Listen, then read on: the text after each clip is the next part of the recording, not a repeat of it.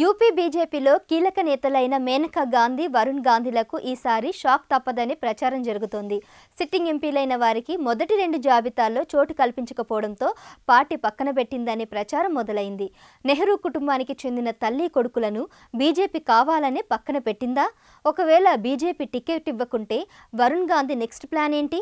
వేరే పార్టీ తరపున పోటీ చేస్తారా లేక సైలెంట్ అవుతారా?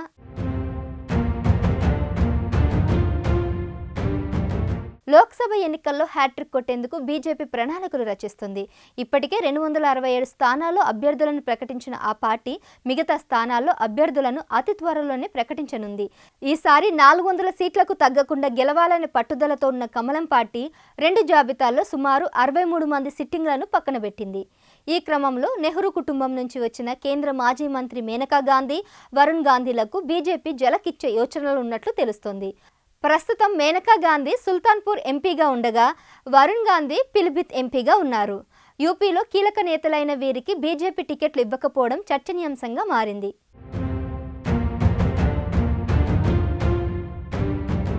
ఇప్పటి వరకు యూపీలో 51 స్థానాలకు బీజేపీ అభ్యర్థులను ప్రకటించింది.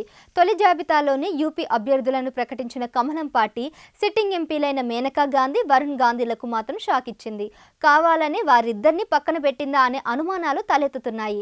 2014 నుంచి 2019 వరకు కేంద్ర మంత్రిగా పనిచేసిన మేనకా గాంధీని మోదీ రెండోసారి అధికారంలోకి వచ్చాక మంత్రివర్గంలోకి తీసుకోలేదు. ఇక ఢిల్లీలో రైతుల ఆందోళన సమయంలో సొంత పార్టీపైనే వరుణ్ గాంధీ విమర్శలు చేశారు. ఈ పరిణామాల నేపథ్యంలో తల్లి కొడుకులకు బీజేపీ టికెట్ ఇచ్చే అవకాశాలు చాలా తక్కువనే ఆరోపణలు వినిపిస్తున్నాయి.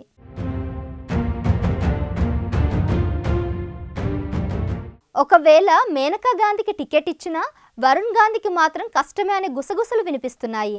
బీజేపీ టికెట్ ఇవ్వకుంటే స్వతంత్ర అభ్యర్థిగా పోటీ చేయాలని వరుణ్ భావిస్తున్నట్లు తెలుస్తుంది. మరోవైపు సమాజ్వాదీ పార్టీ కూడా వరుణ్ను తమ పార్టీలోకి తీసుకోవాలని చూస్తోంది. ఇదే నిజమైతే ఇండియా కూటమి మద్దతుతో వరుణ్ ఎన్నికల బరిలో నిలవనున్నారు. ఇటీవలే కాంగ్రెస్ అగ్రనేత రాహుల్ గాంధీని వరుణ్ కలవడం కొత్త చర్చకు తెరదీసింది. దీంతో ఆయన పార్టీ మారడం ఖాయంగా కనిపిస్తుంది.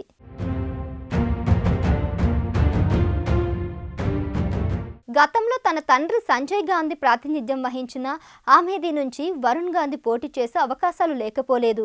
ఇంతకుముందు ఈ స్థానం నుంచి రాహుల్ గాంధీ పోటీ చేయగా 2019లో ఓడిపోయారు. ఈసారి మళ్ళీ అక్కడి నుంచి పోటీ చేసేందుకు రాహుల్ విముఖత చూపడంతో ఆ స్థానం నుంచి వరుణ్ గాంధీ లోక్సభ బరిలో నిలుస్తారని టాక్ వినిపిస్తోంది.